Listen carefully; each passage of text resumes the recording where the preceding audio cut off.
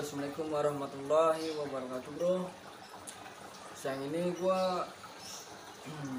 mau ngasih tips atau ngasih hal-hal yang perlu dilakukan atau yang perlu diperhatikan ketika kalian mau renovasi rumah, ya.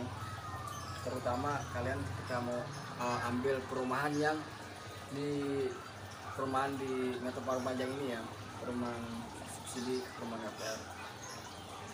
Ini sih gue mau sharing aja sih, ya. Dari pertama kali gue yang tinggal di sini, pertama kali gue mau renovasi di sini, kayak seperti ada, ya, kalau kata yang sering dengeran itu kayak premanismenya gitu sih. Jadi kalau untuk kalian yang mau renovasi, yang pertama tuh lakukan hal pertama ini, cuy. Kalau kalian udah serah kunci, ya kan, pastikan kunci rumah yang kalian dapat itu dari developer itu sesuai dengan rumah atau unit yang kalian ambil. Coba itu pintunya dibuka dengan nomor rumah yang kalian ambil itu kuncinya sama enggak. Kenapa gue bilang yang pertama itu kuncinya harus sesuai dengan rumah atau unit yang kalian ambil? Karena di sini ada salah satu warga yang sampai pernah dia salah renov rumah.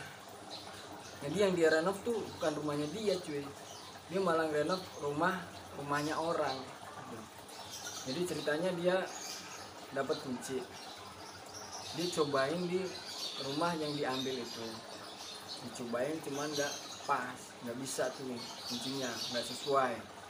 Dia malah cobain tuh rumahnya satu persatu, satu lorong itu.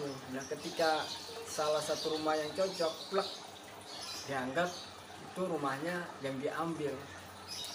Gue juga nggak sampai habis pikir sih kenapa dia bisa berpikir kayak gitu.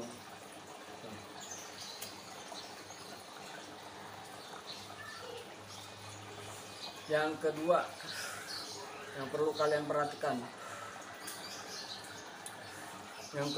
ketika kalian itu kalau merenov, yang pertama kan pasti tadi kuncinya dulu, ya kan. Nah, kalau yang kedua yang kalian harus lakukan itu ketika mau ngebor.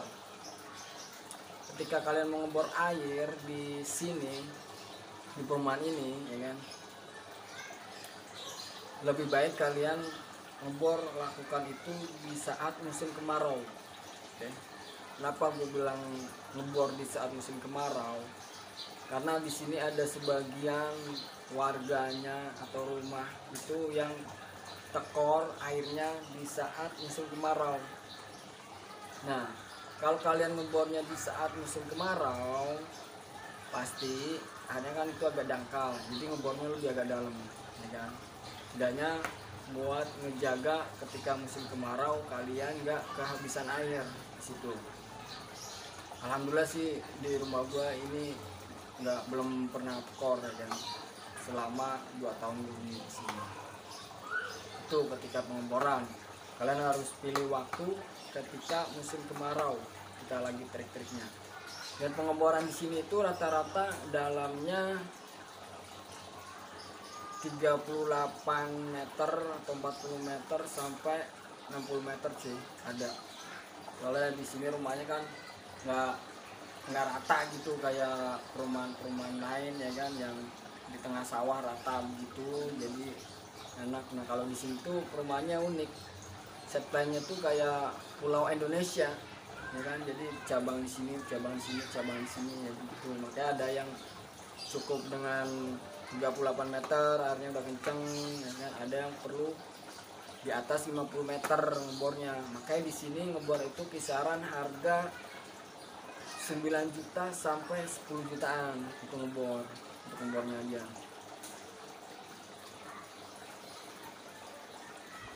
Nah, kalau yang ketiga itu hal ketika kalian udah mulai mau renovasi nih. Yang pertama kalian milih tukang, ya kan. Milih tukang untuk renovasi rumah kalian itu harus dari rekomendasi teman-teman yang pernah renov rumahnya, ya maksudnya yang tukangnya itu udah pernah ada hasilnya, itu terpercaya buat ngejaga.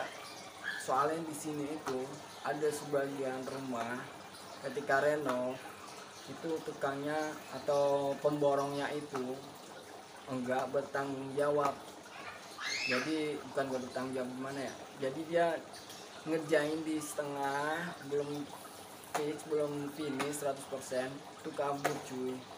Kan kasihan kalau buat kalian udah ngumpulin duit susah-susah ya kan, kemudian renov salah dapet tukang, rumah belum kelar malah ditinggal kabur ya.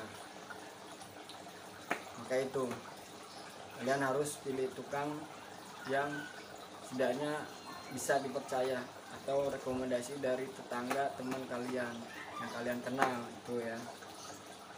Tuh. Nah kalau buat yang terakhir nih, 4 hal yang perlu kalian perhatikan. Kadang kan kalian maksudnya ngeri gitu kalau terdengar yang namanya kata-kata premanisme kayak gitu ya bro.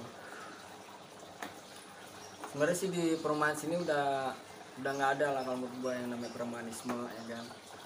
Cuman ya diri kita sendiri aja yang harus tahu dan sadar kalau kita mau pindah rumah, apalagi rumah di sini itu kan di tempat baru atau di tempat bekasnya orang gitu kan. Walaupun kita udah beli rumahnya ya, kan kita setidaknya pendatang baru di situ.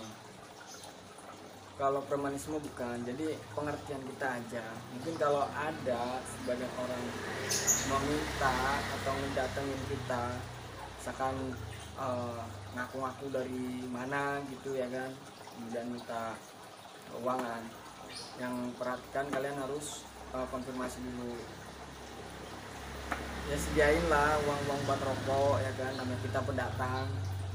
Cuman kalau misalkan benar-benar dia minta matokin duit, misalkan gua mau minta nih sekian gede gitu ya, itu kalian harus konfirmasi dulu ke penanganan lapangannya ya kan. Di sini kan pasti ada orang yang ninjau di lapangannya di situ. Cuman kalau untuk masalah sekitar duit 100.000, 200.000 ya kalian harus pengertian aja. Karena kan kita sama-sama pendatang ya kan, di sini kita pengen hidup enak, maksudnya aman, nyaman ya kan. Soalnya kalau kayak gue nih pernah nih, pribadi gue sih ngerti sebelum itu ya gue komunikasi lah, maksudnya mencari info ke tetangga-tangga di sini gimana sih kalau mau renov ya kan. Nah ini nih hal yang perlu kalian perhatikan nih sebelum renov itu, banyak-banyak mencari tahu atau mencari informasi-informasi ke tetangga atau warga-warga yang udah huni ya kan. Hanya biar kalian tuh nggak terjadi hal-hal yang tidak diinginkan gitu. Karena komunikasi itu paling penting cuy. Nah, jadi setiap datang mungkin kalau kalian lagi nengokin rumah, ada sebagian yang udah renovasi, kalian sapa, coba gali informasi ya, itu sekalian silaturahmi, perkenalan diri, itu aja sih. Itu hal-hal yang perlu kalian perhatikan sebelum kalian renovasi di perumahan Metro Parung Panjang sih menurut gua. Semoga informasi ini bermanfaat buat kalian semua ya kan, biar gak ada terjadi hal-hal yang tidak diinginkan buat kalian gitu. Oke, itu aja ya. Assalamualaikum warahmatullahi wabarakatuh. Jangan lupa kalian buat dukung channel ini cuy, biar semakin berkembang dan bisa memberi informasi-informasi yang bermanfaat. Salam Ngulik News.